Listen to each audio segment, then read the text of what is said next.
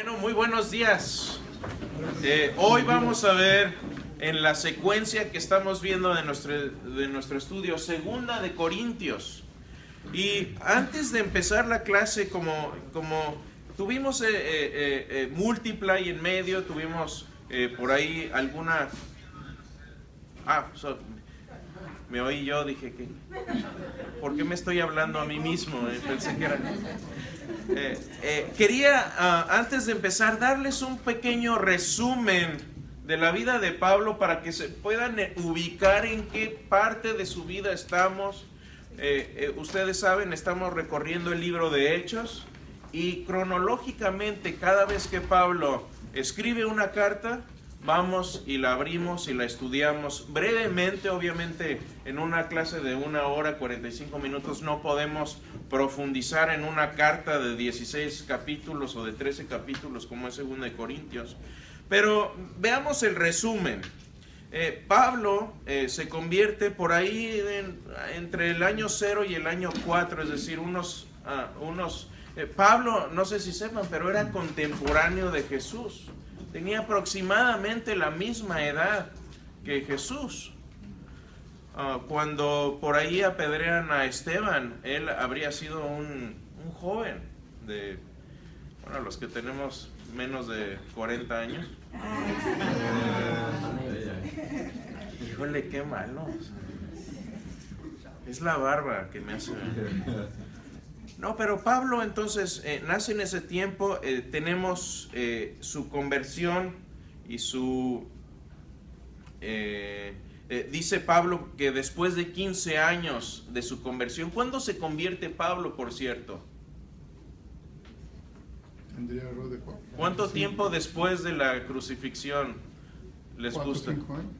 Yo creo que menos. Yo creo que entre 6 meses y unos 2-3 años después de la crucifixión fue su encuentro con él a Damasco. Luego dice Gálatas 1 y 2 que después de 15 años volvió y se juntó en Jerusalén con los que eran columnas de la iglesia, con Pedro, con Juan y con Santiago, el hermano de Jesús. Después tenemos por ahí en el 33 la conversión de Pablo. Después en el 47 ya lo vimos, el primer viaje misionero.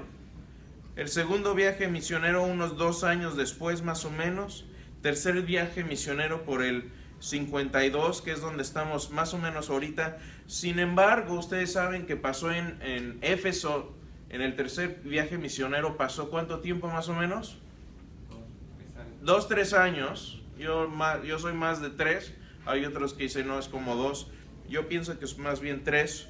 Después en el 57, por ahí es su arresto y ahí es donde apela al César. Lo vamos a ver después. Y por ahí entre el 64 y el 67, no sabemos exactamente, algunos lo ponen en 64, otros lo ponen por el 67, fue la muerte de Pablo en Roma. ¿Están bien con esta cronología? ¿Sí? ¿Se entiende más o menos? Sí. ¿Alguna pregunta de esto? ¿Sí? Posiblemente hubo un cuarto viaje misionero donde llegó hasta España.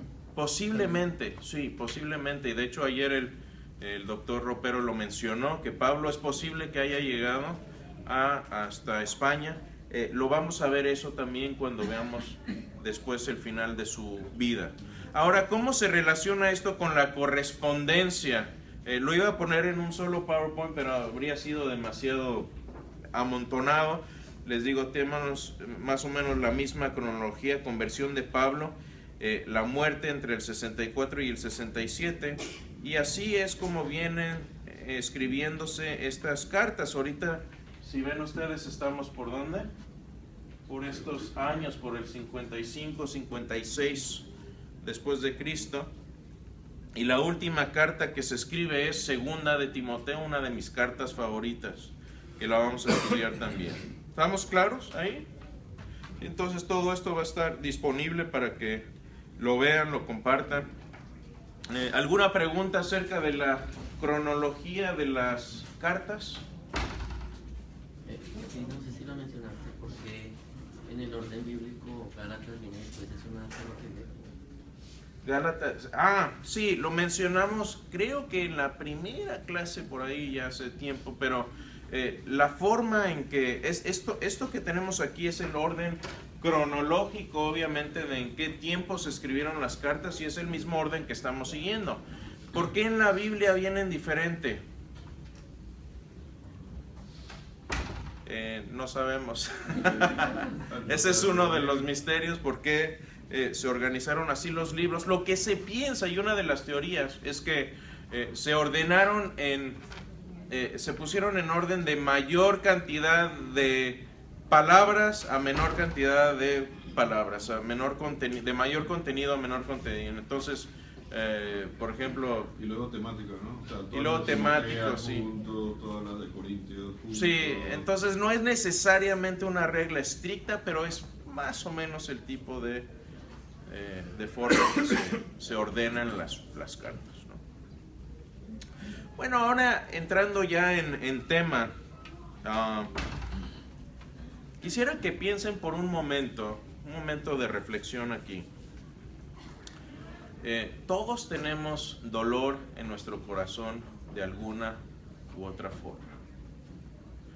Todos los que estamos aquí, ya sea ahora, en el pasado, hemos sufrido algo en nuestra vida, hemos tenido algún dolor en nuestro corazón, hemos pasado por lugares oscuros en nuestra vida, hemos pasado por pérdida de una u otra forma.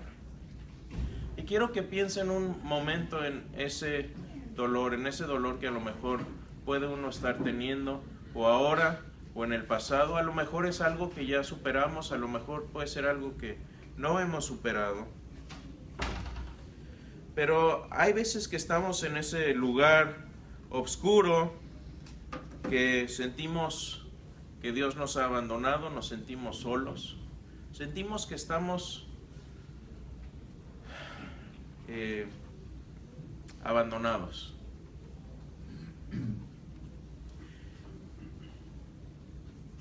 Y hay veces que pensamos que Dios nos ha dejado porque sentimos ese dolor, porque sentimos ese aguijón del que vamos a hablar precisamente en esta clase también. Y Pablo empieza esta carta de una manera muy interesante. A veces pensamos que Dios no está con nosotros porque tenemos ese dolor, esa pena tan grande en nuestra alma, ese sentido de pérdida o esa angustia. A lo mejor es algo del futuro que no nos deja, a lo mejor es algo del pasado que vamos y visitamos seguido ese lugar. Pero Pablo empieza con esta carta después de enviar saludos, dice: consuela a otros con la consolación que ha recibido de Dios. Consuela a otros con la consolación que ha recibido de Dios. Hay veces que en el cristianismo somos demasiado triunfalistas y creo que eso es un error. Creo que a veces pensamos que una vez que eres cristiano, ya se te arreglaron los problemas, que todo es la vida en rosas. Y no es cierto. Si somos honestos con nosotros mismos, este mundo no es un lecho de rosas. Es un mundo donde sufrimos. Y si no estás sufriendo ahora o estás saliendo de un sufrimiento, vas para uno. Todos vamos para allá. Pero ¿saben qué sucede? Que muchas veces Dios permite este sufrimiento en nuestra vida para enseñarnos a poder consolar a otros. Porque tú no puedes consolar a alguien al menos que hayas tú estado solo también. Al menos que tú hayas tenido esa necesidad de un amigo, no sabes dar la verdadera amistad. Al menos que hayas sentido una profunda soledad, no sabes cómo acompañar al que se siente solo. Y esas experiencias de sufrimiento, podemos escoger dos cosas. Podemos escoger amargarnos más y levantar el puño contra Dios y rebelarnos contra Él. O podemos decir, Señor, ¿qué quieres que yo aprenda con esto? ¿Y qué quieres que yo haga para con los demás con esto? Ese es el sentido de la consolación. Es acompañar a alguien que está solo. Y saben, cuando estamos al lado de alguien que ha sufrido, que está pasando por un sufrimiento grande, muchas veces no necesitan ni siquiera que hablemos. Simplemente llegar y sentarte al lado de la persona es suficiente. Es decir, ¿sabes qué? Estoy aquí, a un lado, por si quieres y necesitas algo. Si quieres hablar, aquí estoy. Si no quieres hablar, no hables. ¿Quieres un hombro? Aquí está el mío. ¿Quieres un brazo? Aquí estoy. Ese es el sentido de la consolación.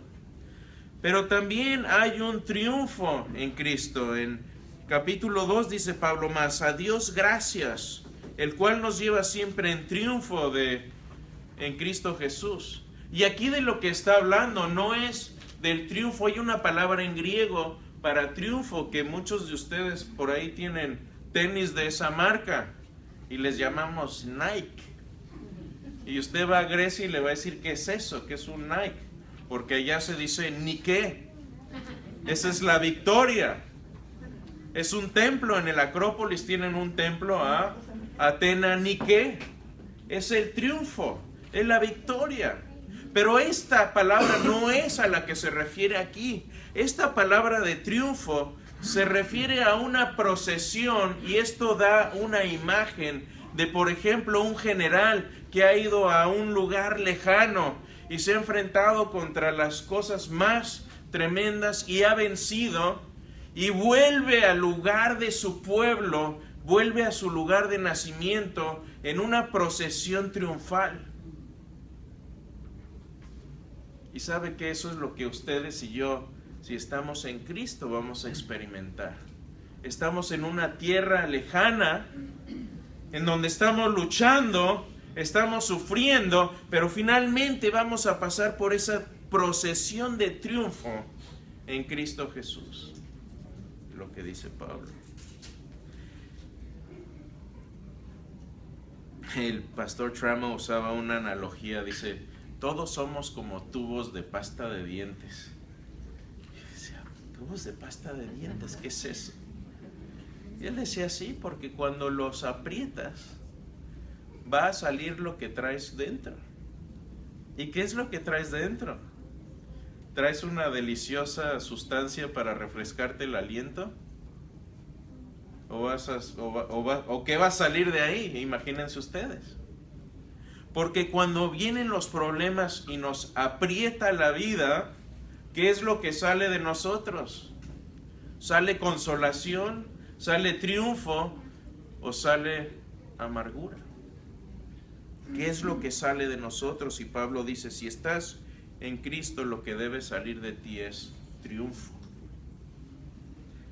Pero, a ver, seguimos siendo transformados. Y la palabra que usa aquí en transformación es metamorfe. Es la misma palabra que usamos para el proceso que sufre una oruga hasta llegar a una mariposa.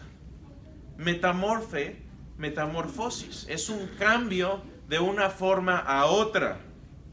Y este cambio que sucede en la naturaleza es absolutamente fascinante. De ser un asqueroso gusano, se convierte en un insecto alado de colores que nos gusta admirar cuando pasamos por el campo. Hay gente que hasta pone flores para atraer a las mariposas. Pero ¿a quién le gusta ver un montón de gusanos en su jardín? A nadie.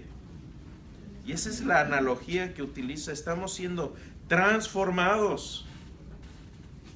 Si todavía estás en la etapa de gusano, hermano, que te siga transformando el Señor, pero ya entra a la siguiente etapa de tu metamorfosis. No te quedes en gusano, porque si no pasas por esta transformación, no vas a llegar a mariposa. ¿Y quién quiere llegar al Señor como gusano? Yo no. Por eso Pablo dice, sigan siendo transformados. Recuerdo también, yo soy nulo para la pintura. Yo sí voy a pintar, hago gente de palitos, es como que ya lo máximo a lo que llego. Lo más que me da mi nivel artístico, gente de palitos. Pero mi esposa es un genio con la pintura. Y es impresionante para mí verla, y no porque sea mi esposa. Yo de repente una noche empieza a pintar, a hacer una pintura, y en la mañana ya está lista. Y le digo, ¿cuánto te tardaste en hacer esto? Como 3 horas. Yo, no puede ser. Yo no podría hacer algo así. Pero lo que ha hecho es tomar un lienzo en blanco y unos colores y unas pinturas, y ha hecho una creación maravillosa. Ha transformado esos elementos básicos y los ha transformado en algo increíble, algo que nos llega al corazón. Eso es lo mismo que quiere hacer Cristo, transformándonos y renovándonos, dice Pablo. Y dice, y tenemos este tesoro en jarrones de barro. Y esto no es un insulto para ustedes y para mí, pero Pablo es así como nos llama, jarrones de barro. Pero en Cristo, ¿saben? Tenemos un tesoro adentro de esos jarrones de barro. Tenemos un tesoro escondido allá adentro. Y ese tesoro escondido es el Hijo de Dios y la gloria de Dios que habita en cada uno de sus hijos que le hemos recibido. A eso se está refiriendo. Si tienes al Hijo viviendo en ti, tienes a la gloria de Dios habitando en ti, que es un gran tesoro. Es algo inagotable.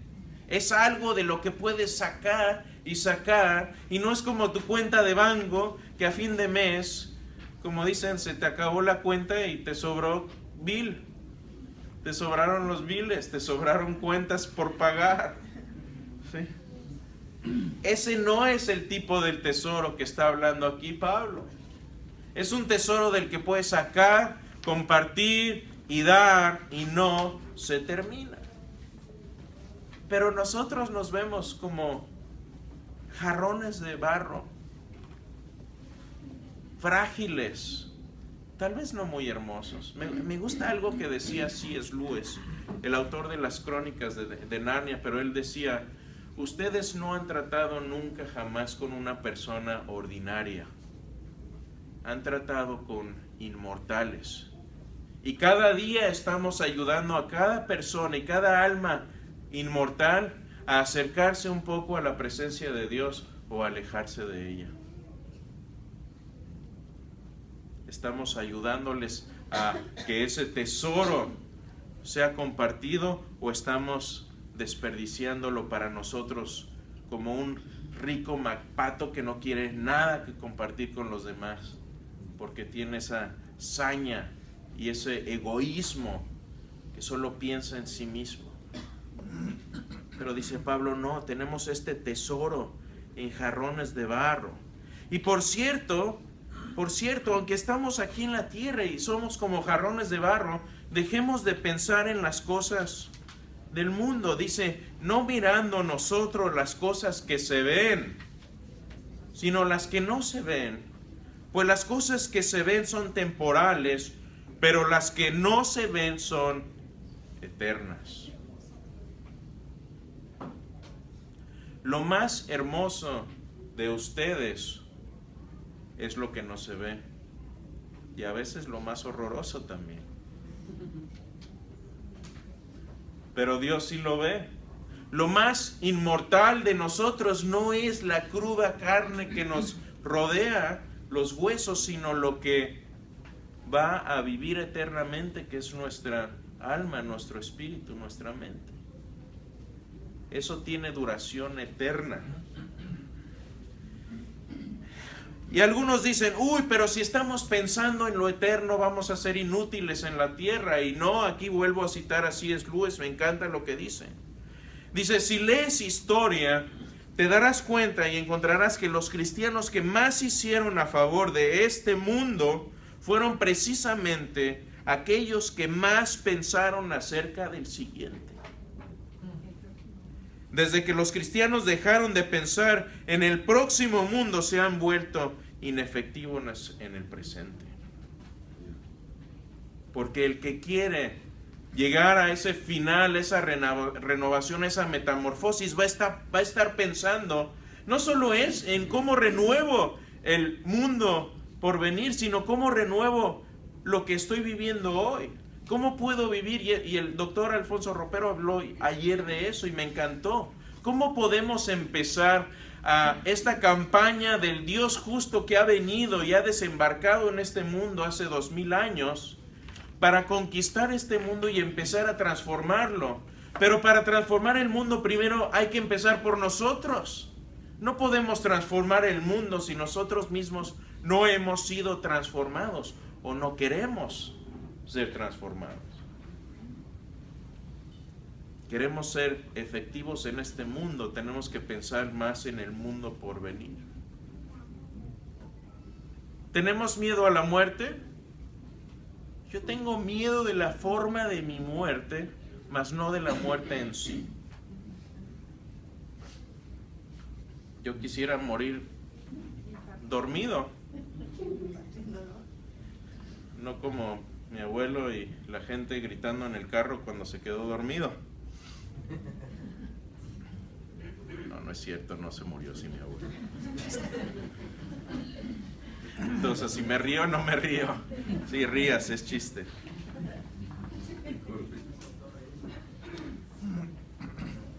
Y déjenme decir algo muy importante. Si se van con una cosa, y si hoy, y ya pensando en serio, si hoy estás pasando por algún sufrimiento grande en tu corazón, llévate esto.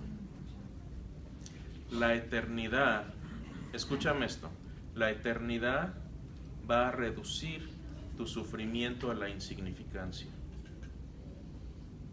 La eternidad va a reducir tu sufrimiento a la insignificancia. Piensa en el dolor más grande que has tenido en la vida. Un dolor físico. Piensa en un dolor físico. Si te pasó hace 2, 3, 4, 15 o hace 20 años, ¿te sigue doliendo? No. Ya pasó.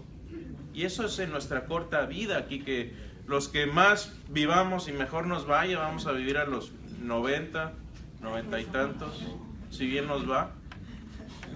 Algunos ahí le rascan a los 100. Dicen, no, ya me quiero ir. Pero piensen en esto, que si sufres durante un año completo de dolor, ¿cuánto va a ser eso comparado con 1 millón de años o 10 millones de años? La eternidad va a reducir nuestro sufrimiento aquí a la insignificancia. Y dice Pablo, porque es necesario, pensando en la eternidad, es necesario que todos comparezcamos ante el tribunal de Cristo, ante el bemá de Cristo, para que cada uno reciba según lo que haya hecho mientras estaba en el cuerpo, sea bueno o sea malo. Y esta foto yo la tomé, la enseñé hace un par de clases, pero ese es el lugar en Corinto. Y yo quisiera un día preguntarle a Pablo, porque utiliza esta misma palabra en Romanos. Y esto fue un tiempo, si ven, si retroceden un poco en el tiempo, en Gálatas, cuando a Pablo lo llevan preso una chusma frente al procurador Galión. ahí en Corinto, porque estaba enseñando cosas raras y a la gente no le gustó. Y lo llevaron ante Galión y lo acusaron. Y lo llevaron precisamente a ese lugar donde estaba Galión, que era el juez, el magistrado de ese lugar, la autoridad máxima de Corinto. Y el lugar, ¿saben cómo se llama? Bema. Es la misma palabra que utiliza Pablo aquí. La misma. Yo quisiera preguntarle, hermano Pablo, ¿escribiste esto pensando en cuando estuviste tú tantas veces frente a un magistrado siendo juzgado? Pero ¿saben qué? Eso no lo impresionaba. Lo que le preocupaba a él es, un día voy a estar frente a mi Salvador, frente a Cristo, en su tribunal, y ahí sí va a ser el juicio para recibir todo lo que uno hizo, sea bueno o sea malo.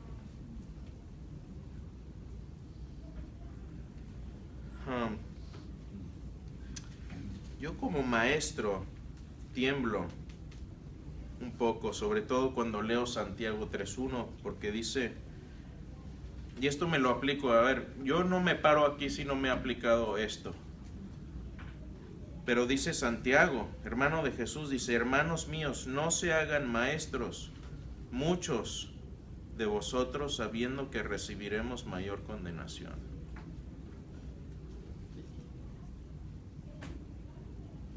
Porque cuando nos paramos enfrente, o cuando vamos y enseñamos a alguien y le enseñamos mal, vamos a ser juzgados también por eso. Temblemos cuando vayamos con alguien y le digamos, ¿sabes qué, mi amigo? Esta es tu mejor vida ahora y aquí. Porque eso no es lo que enseña la Escritura. La Escritura enseña que este es un mundo caído, donde sufrimos, que estamos aprendiendo, sí, que estamos siendo transformados, sí, que estamos siendo renovados, sí, pero esta no es tu mejor vida, va a haber una mejor vida, y eso es el Evangelio. Y si estás enseñando que ahorita y ahora es tu mejor vida, es porque no vas a estar con Cristo viviendo.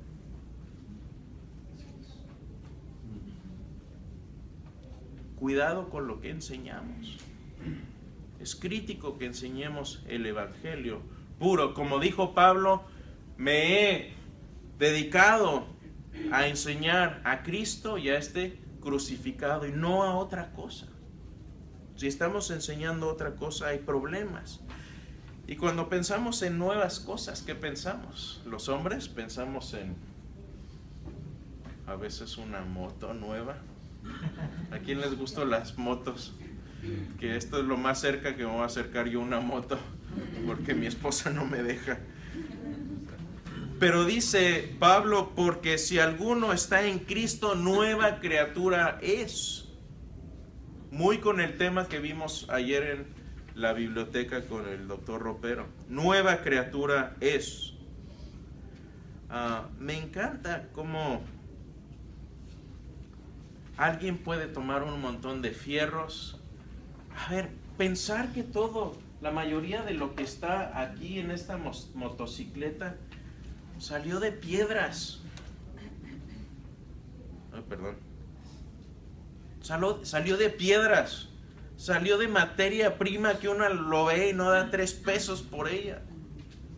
Y de ahí sale una motocicleta cromada, hecha a la medida. En realidad a mí las motos ya me resigné a que no voy a tener una. A lo mejor una de esas de 3 sí me dejarían. Esa es la próxima meta. A ver si me dejan. A lo mejor en mi crisis de 50 años me dejan. Pues es que saben que me gustan los bloques de Lego. Y una de las cosas que me encanta de este juguete para niños que yo sigo disfrutando a mis 35 años es que uno puede tomar un montón de estas piezas en desorden y hacer cosas maravillosas. Yo lo armé, no crean que me lo chuté. Lo tengo en mi oficina, si alguien lo quiere. ¿Alguien ha entrado a mi oficina? Sí, algunos, ¿verdad? Bueno, los demás están invitados, pueden ir a mi oficina. No es un secreto. Pero me gusta esta idea de que Dios toma con nosotros materia prima, un montón de piezas en desorden que no tienen ni y uno ve todas estas piezas y dice, ¿por dónde empiezo? Y a ver, esto no es algo que uno se arma en una tarde. La pregunta más común que tengo cuando la gente ve esta cosa, dice, ¿cuánto te tomó armarlo? Me tomó como 1 año y 2 meses más o menos. Y fue un proceso lento y a veces tortuoso. ¿Qué pieza hago aquí? ¿Cómo hago ese techo? Y a veces batallamos con nuestra transformación, pero al estar con el diseñador, creador de nuestras almas y nuestros cuerpos, podemos ser transformados. Pero tenemos que dejar que trabaje en nosotros.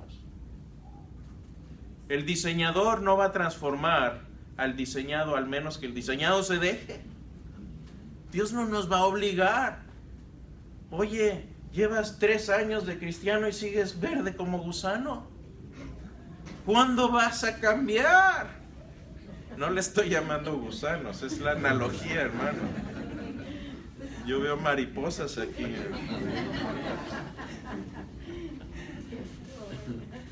Pero el Señor puede y quiere seguirnos transformando en una nueva criatura. Y ahora dice, son embajadores en nombre de Cristo. Y un embajador es un representante. Ustedes están representando, traen puesta la camiseta que dice Jesús. Y a veces hasta en el carro tenemos los pescaditos, ¿no? Yo no le pongo uno porque luego no sé si mi testimonio al manejar sea el más santo. No que maneje mal, o por lo menos no creo. Pero en todo lo que hacemos en nuestra vida somos embajadores de Cristo. Y cuidado cómo nos comportemos, cómo hablamos, cómo nos...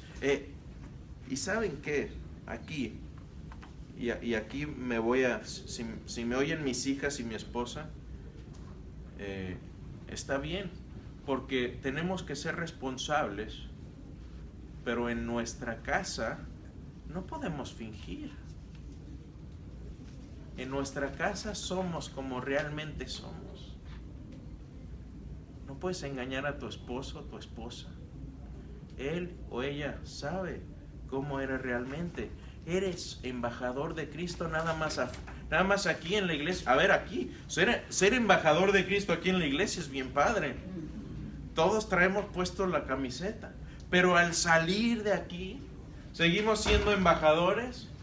¿O ya vamos como que tapándonos la camiseta para que no la vean?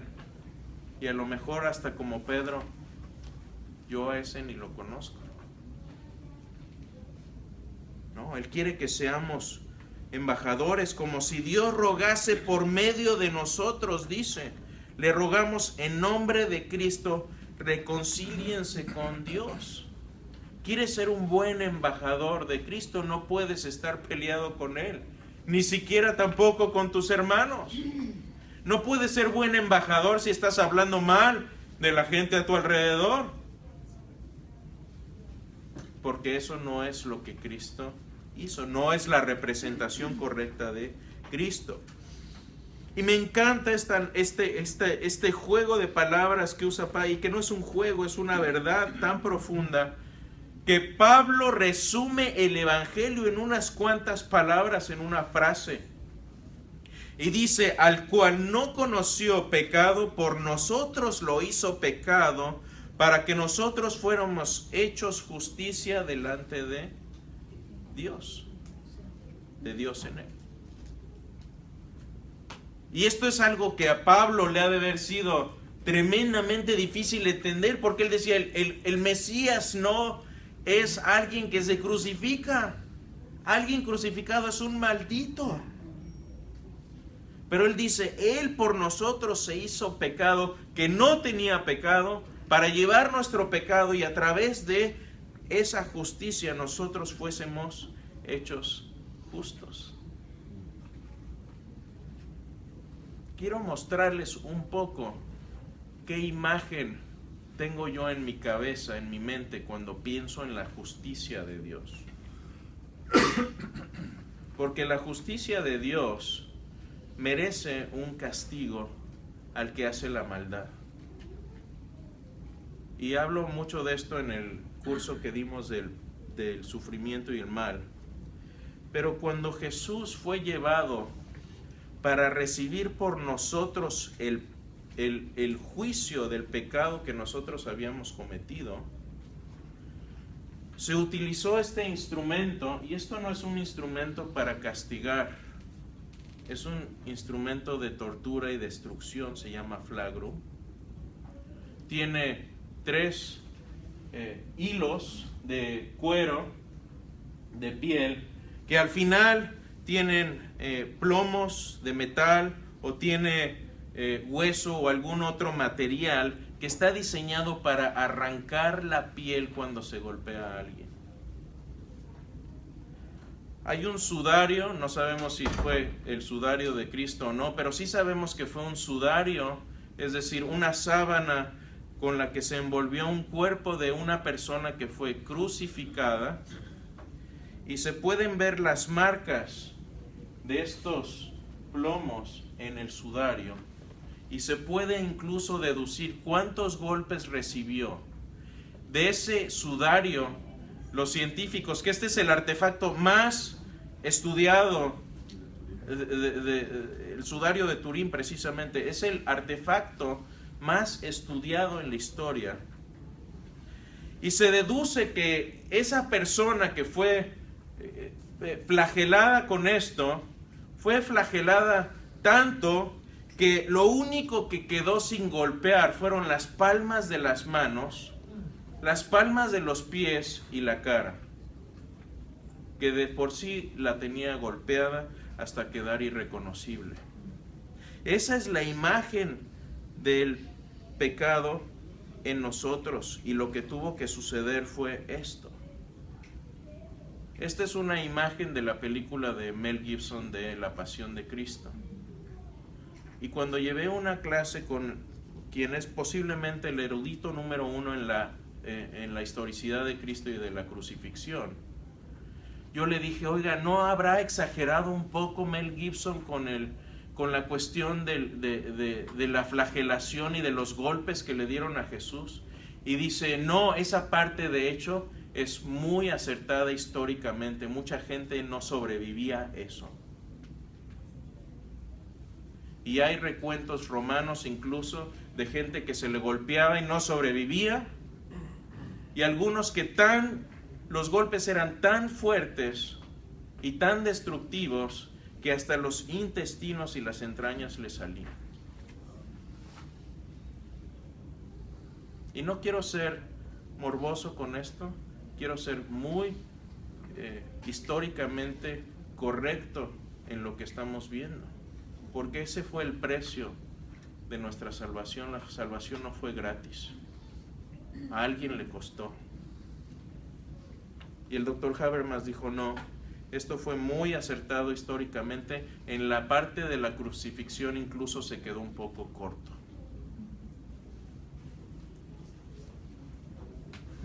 Y luego dice, no se unan en yugo desigual con los incrédulos.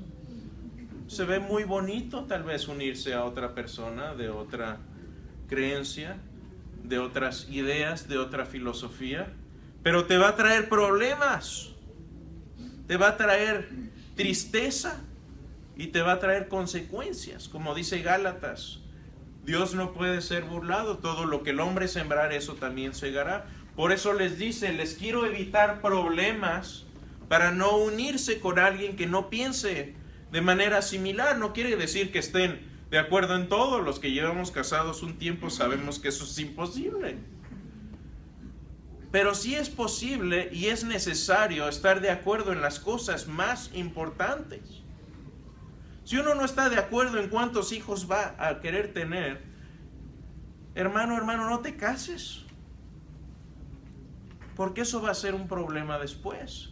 Si no están de acuerdo en qué creencias quieren tener, no se casen. Si no están de acuerdo en que si va a ser, incluso cosas que lo bautizamos por inmersión o por aspersión.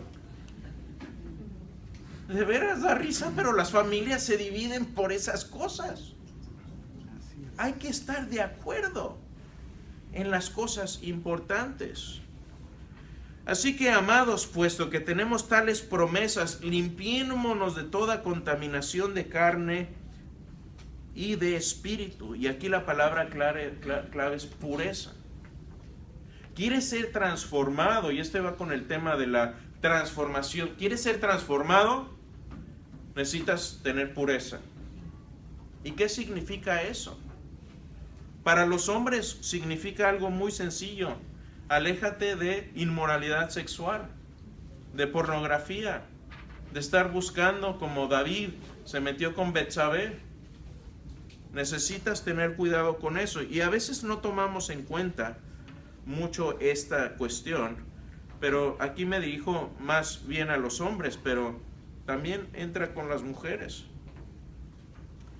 Según la considerada opinión de nuestro Señor y Salvador Jesucristo, dice en 1 Juan 3:15 que si odias a tu hermano eres asesino. Y que si has visto una mujer para codiciarla, eres un adúltero. Yo no conozco a nadie que haya llegado a la pubertad sin ser un hombre, sin ser asesino adúltero. A la pubertad, de verdad, y no necesito explicarles la parte de adúltero en un joven de 15, 16, 17 años y hasta menos ahora. Pureza es importante para ser transformados, porque ya conocen la gracia de nuestro Señor Jesucristo, que por amor a ustedes se hizo pobre, siendo rico, para que vosotros en vuestra pobreza fueseis enriquecidos. Me encanta este juego de palabras que usa Pablo para explicarnos qué fue lo que hizo Cristo con nuestra vida. Él se hizo pobre, siendo rico, dejó el cielo, dejó su gloria, dejó su dignidad. ¿Saben qué? Otra cosa de la crucifixión que no nos cae en cuenta fue que los crucificados no se les ponía algo ahí para taparles sus partes privadas. Estaban completamente desnudos. Era una humillación. A los romanos no les importaba nada la dignidad de alguien que estaba siendo crucificado, porque era la peor humillación que alguien podría sufrir. Por eso los romanos no crucificaban ciudadanos romanos. Era demasiado humillante, y el Salvador del mundo se humilló de esa forma.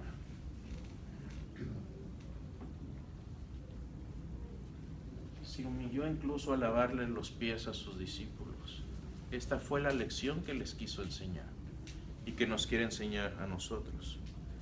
Y dice: el que siembra escasamente también segará escasamente, y el que siembra generosamente, generosamente también segará. Y aquí es sembrar, ¿en qué? En nuestra vida y en la vida de los demás. Estamos dando de nuestro tiempo a otros. Si tenemos cierta madurez en Cristo, estamos compartiendo y estamos mentoreando a otros, o nos estamos guardando el tesoro en nuestro jarrón, o lo estamos compartiendo. ¿Estamos sembrando en las vidas de los demás, o estamos simplemente pensando en nosotros mismos? Eso es sembrar generosamente. Y a mí me encanta cuando veo partidos de fútbol y veo a un jugador que cuando hace algo extraordinario, hace la mejor jugada, le da la gloria a Dios. Dice que el que se gloría en el Señor. El que siente ese llamado de grito de victoria, de decir: la hicimos. Que le dé el reconocimiento necesario a Dios por lo que hizo. Porque sin Él no nos movemos, no somos, no existimos. Así que si es necesario gloriarse, me gloriaré en lo que es mi debilidad. Porque cuando somos débiles y estamos abatidos es cuando más puede hacer Cristo con nuestra vida. Cuando estamos más sensibles. Cuando estamos en la oscuridad, nuestra visión se agudiza y podemos ver la luz más claramente. Es cuando tus ojos están buscando más destellos de luz, cuando estás en oscuridad más profunda. Y alguien preguntaba por ahí la vez pasada esto del aguijón de la carne, lo contesté ya, pero quiero enfocarme en otra cosa porque dice, dice, y para que la grandeza de las revelaciones, porque Pablo subió hasta el tercer cielo. Y ayer Ropero decía, y nosotros no hemos subido luego ni en la antesala. Pero él subió y tuvo una revelación tremenda de Dios. Y dice que para que no se exaltase desmedidamente, para que no se sintiera con ganas de presumir, le fue dado un aguijón en la carne, mensajero de Satanás, que le abofeté para que no se enaltezca de sobremanera, dice Pablo. Y hablábamos anteriormente, y saben, todos tenemos un aguijón en la carne. Nos dicen, sí, estoy sentado junto a él, o junto a ella. No, no es cierto. Pero en serio, todos tenemos heridas, todos tenemos aguijones en la carne. Pero ¿qué dice Pablo que debemos hacer cuando tengamos estos aguijones?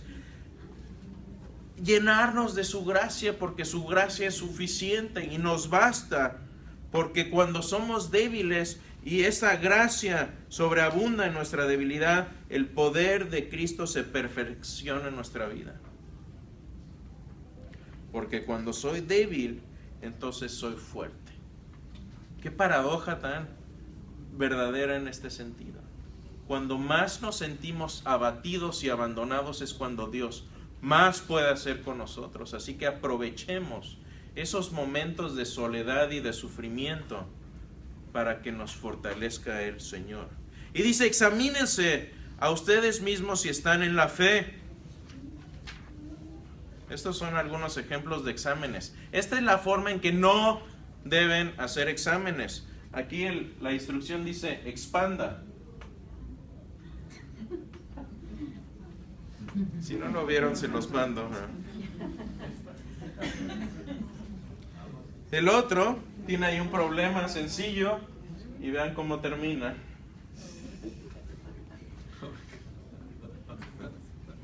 No es la forma de hacer exámenes esto, y menos esta. Encuentre la X. Ahí está. Perdón, soy ingeniero y tenía que sacar unas de estas. Disculpen. Pero de veras debemos examinarnos, no de esta forma. Debemos ser honestos cuando pensamos en nosotros y nuestra transformación. Así que, final, unos puntos para casa. Antes de terminar, ¿alguna pregunta hasta ahora? La segunda de Corintios es... A ver, yo estudiando segunda de Corintios me la pasé sudando la gota gorda, porque es una carta densa. Y uno puede darse cuenta de los problemas que estaban pasando los corintios cuando uno empieza a recorrer esta carta, y sobre todo cuando uno se la aplica a sí mismo. El corazón pesa, porque ¿saben qué? El estándar que nos pone esta carta de santidad, de transformación, de ser renovados, de ser una nueva creación, usando el tema de ayer, no es fácil. Pero ¿saben qué? Es imposible en nuestras propias fuerzas. Pero si tenemos a Cristo como nuestro motor trabajando en nosotros, esa transformación sucede naturalmente. Pero debemos dejar que trabajen en... Perdón, ¿alguien? Sí. Sí, tocaste el tema de Tribunal de Cristo. Sí, el BEMA. Completamente diferente del juicio del Gran Trono Blanco. ¿Cuál es la palabra que Sí. se utiliza para el juicio del Gran Trono Blanco? Así lo usa, literalmente dice el Gran Trono Blanco, y ese va a ser un... A ver, para nosotros el juicio... Exactamente, va por ahí porque Sí. en algunas ideologías todos piensan que vamos a estar frente al Gran Trono Blanco, sea hayas recibido a Cristo o no lo hayas recibido. El juicio del Trono Blanco es un juicio de separación eterna, de juicio eterno.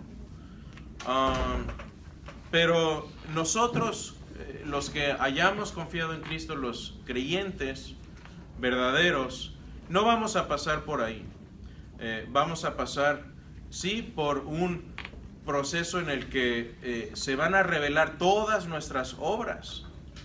Y eso para mí yo creo que va a ser un impresionante aprendizaje para todos. Imagínate ver cada uno todo lo que hizo en su vida, sea bueno o sea malo, porque todo el mundo lo va a ver. La próxima vez que hagas algo malo, piensa, todo el mundo va a ver esto que estoy haciendo algún día. Todos. Pero la Biblia no dice que serán perdonados tus pecados y será borrado. Sí, después de eso. Sí. Pero eso va a ser, a ver, lo que estamos haciendo en esta vida es aprender qué es lo que sucede cuando las criaturas libres se rebelan y dicen quiero hacer mi propia voluntad. Porque de qué manera vamos a usar nuestra voluntad y nuestra libertad de manera responsable, sabiendo lo que pasa cuando las criaturas libres se rebelan de su creador. Eso es lo que aprenden nuestros hijos. Nuestros hijos de aquí a los 18, 21 o hasta que los tengamos, están aprendiendo cuáles son las consecuencias, o deberíamos estarles enseñando las consecuencias. ¿Qué es lo que pasa cuando un niño de 13, 12, 14 años se rebela y quiere seguir su propia vida?